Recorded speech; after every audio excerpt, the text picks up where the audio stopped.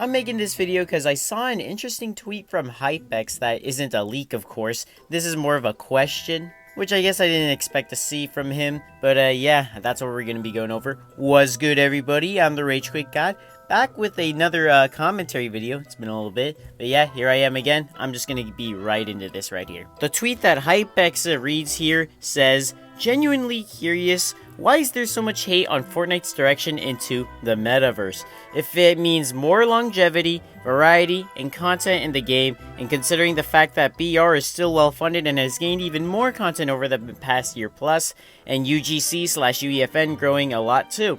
Please don't be a tinfoil hat thinking Tim/Epic pays me to say this, and try to give valid arguments instead. Lol." That last bit right there, it does remind me of something that someone has told me before, claiming that these people like Fire Monkey and HypeX do work at like Epic Games. As far as I'm concerned, when it comes to like them working for Epic Games, they only have like their supporter creator, but as far as I'm concerned, they don't really do much of anything else for Epic Games, really. I have heard some conspiracies, but that's not really what we're going to be talking about right here. We're just going to be looking at a few of these tweets, and I'm actually going to be giving my own response for these. This is from Egyptian Fortnite Leaker. This one's a little bit of a long one right here. "For the last 11 months, they didn't change this boring loading screen." Okay.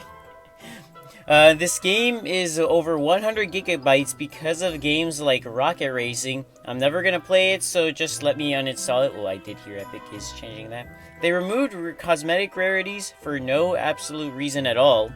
I do agree that, yeah, I don't really like that change. "The locker UI is the worst ever because of the game modes. They wasted good storytelling in Season OG because of the whole month was a big ad for the Metaverse and all that.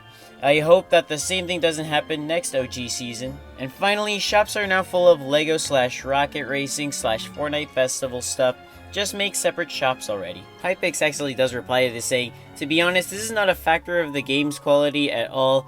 They've been working on thin client. ID3, you agree. 4, you agree, but kind of adjusted to this. But, actually, I meant 4 for the adjusted part. I barely know anything about the storylines past Chapter 2, so I don't know. And they're working on shop filters. Which, you know what? That's actually news to me. I actually didn't hear about, like, a shop filter thing. If that does become a thing, I'm not gonna really... I'll probably check it out a little bit, but I'll still be showing off everything in the shop as always. So you don't have to have these filters on if you guys don't want to. Another tweet here from Aiko, actually. This one is replying saying, "The issue many have is that it initially took away from a lot of other aspects, with the prime example being the removal of live events and central focus on BR. However, now that it seems like we're back on track and BR is back to live events and good seasonal events like Fortnitemares, I don't see a reason as to the hate. The only other issue now is the mess up a locker we have and the crowded discovery menu." Yeah, the discovery menu could definitely use a little bit of work.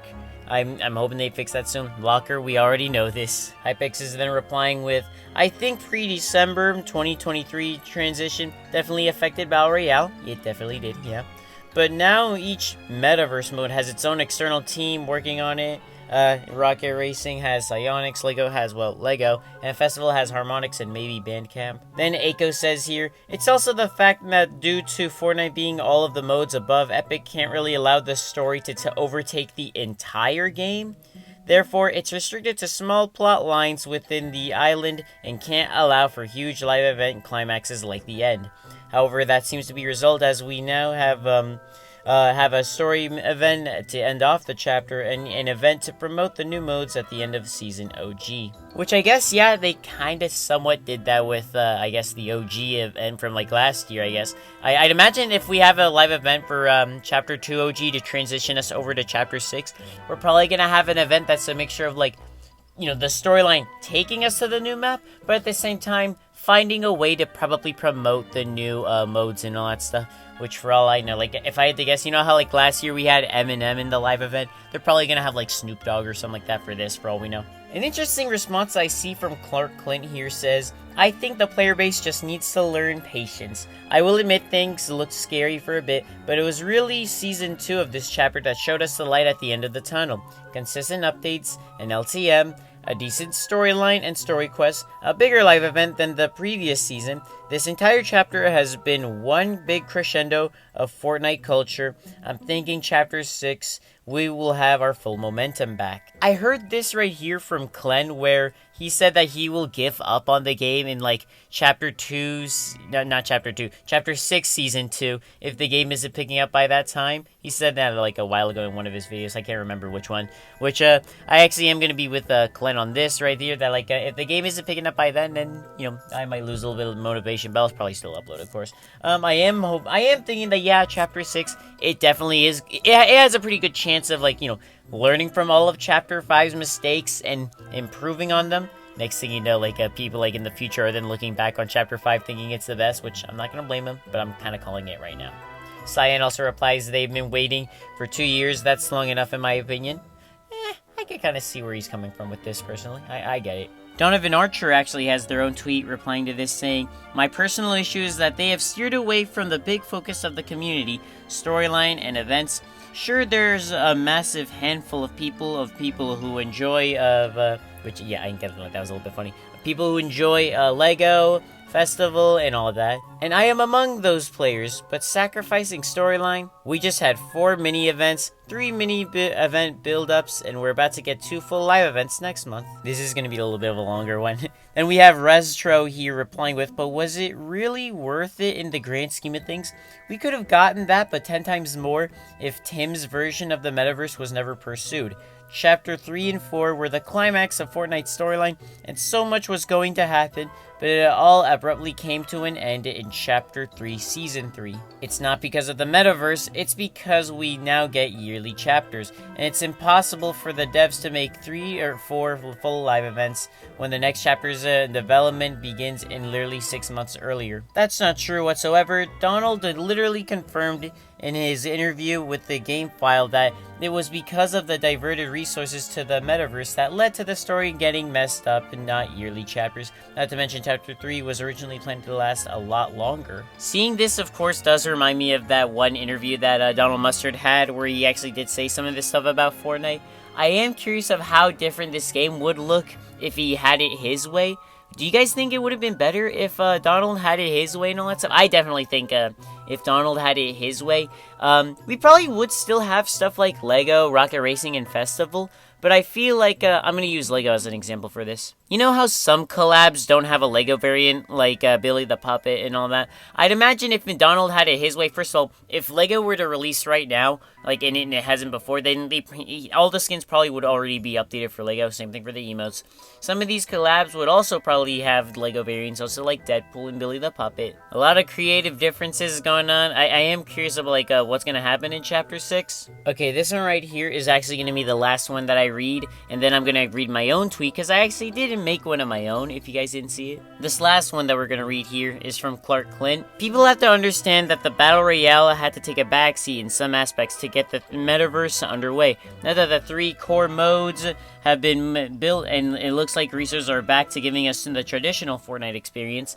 The other thing people don't take into account is everything else Epic went through in the last couple of years. Losing Donald was no small consequence, not to mention the lawsuits and the layoffs.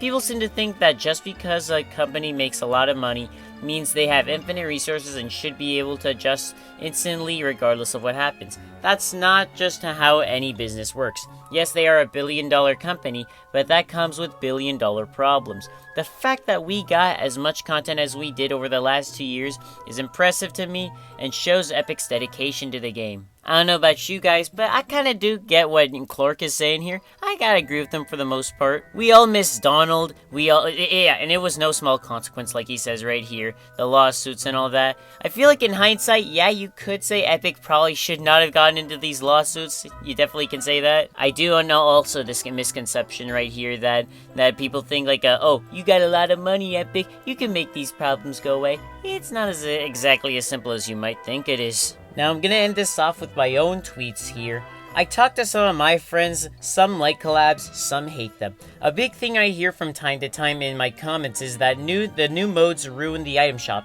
especially Lego, because Epic keeps restricting what can and can't return depending on what the cosmetics is. And the locker isn't very good. I said this before, Epic is presenting problems as solutions to problems that don't exist. If If it ain't broke, don't fix it. As to why Epic decided to change the locker, and of course it's to, like, you know, fit all the modes, I feel like the locker could have changed, for example, where pretty much, you know, it changes depending on, like, you know, what mode you're in, but not in the way it is right now. Do you guys have any solutions or any concepts or for, like, what you guys want to see for the locker and all that stuff and how it should change? Feel free to let me know in the comments, though. I'm actually going to leave this right here, though. Let me know what you guys think of this entire situation right here. Hopefully you guys enjoyed. If you did, let me know with a like. Comment down below your thoughts on this whole thing. If y'all are trying to support me, my code is RageQuickGod, and I'll see y'all around.